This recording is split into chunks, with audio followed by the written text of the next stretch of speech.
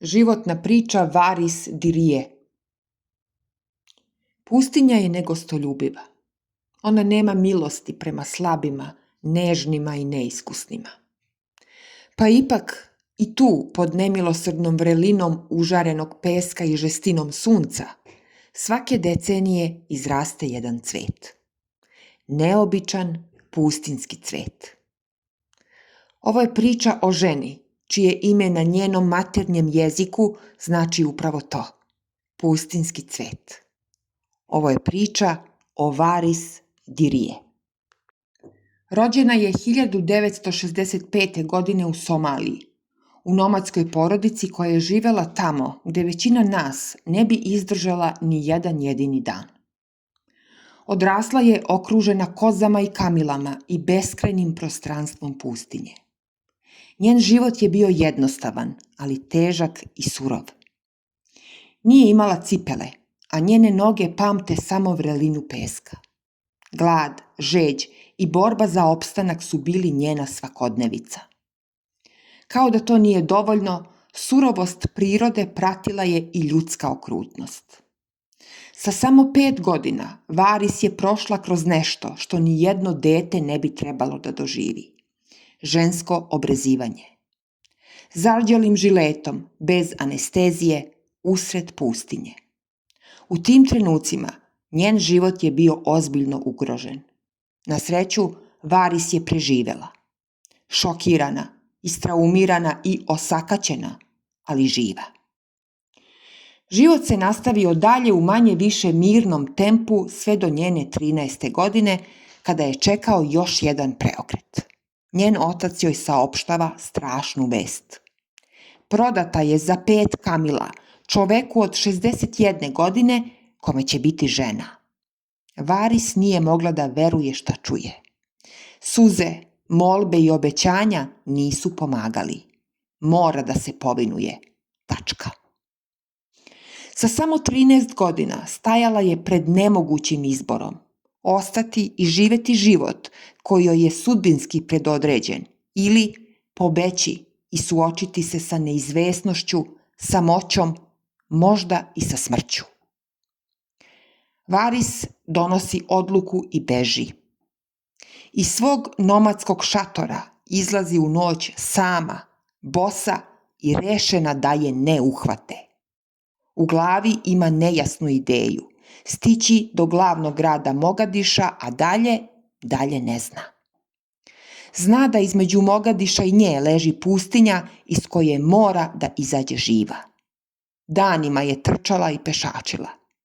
Vetrovi su joj donosili ljutite muške glasove, potera koju je organizovao njen otac da je vrati.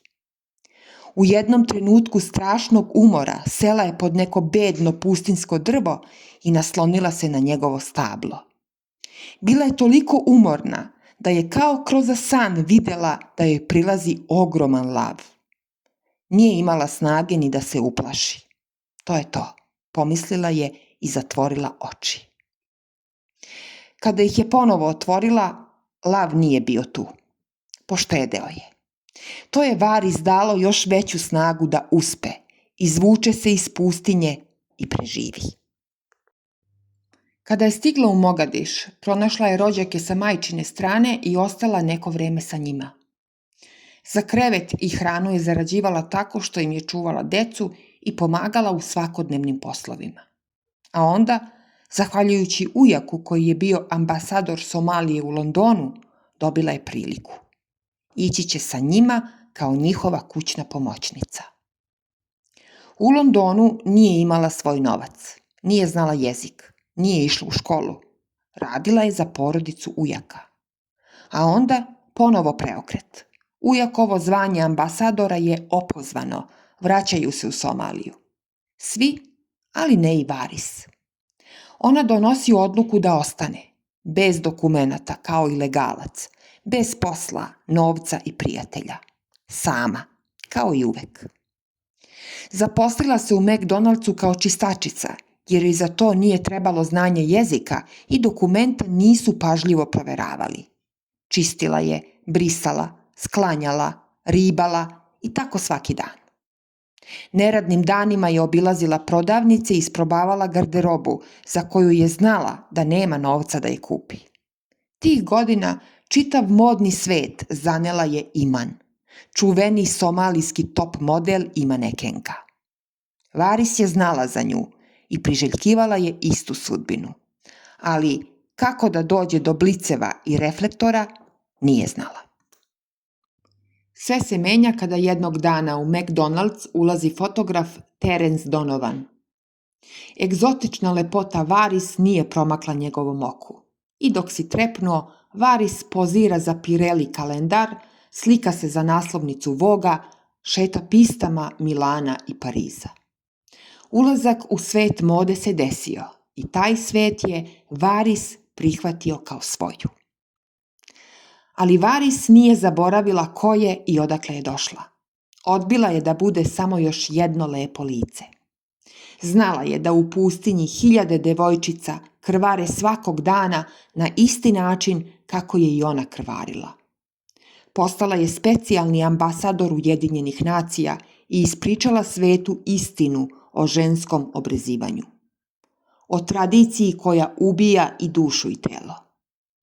Iako je dobijala pretnje i život joj je zbog toga ponovo bio ugrožen, Varis nije odustajala. Dok je nosila skupocene haljine, osjećala je bol sestara koje nisu uspjele da pobegnu i imala je obavezu da ona bude njihov glas. Danas, Varis Dirije nije samo manekenka. Ona je simbol i dokaz da tamo gde ti sudbina stavi tačku, ti moraš da staviš zarez i nastaviš da živiš. Njeno stopalo, koje je nekada hodalo po trnju i vrelom pesku pustinje, danas gazi crvenim tepisima. A njeno srce i dalje kuca za one koji nemaju svoj glas.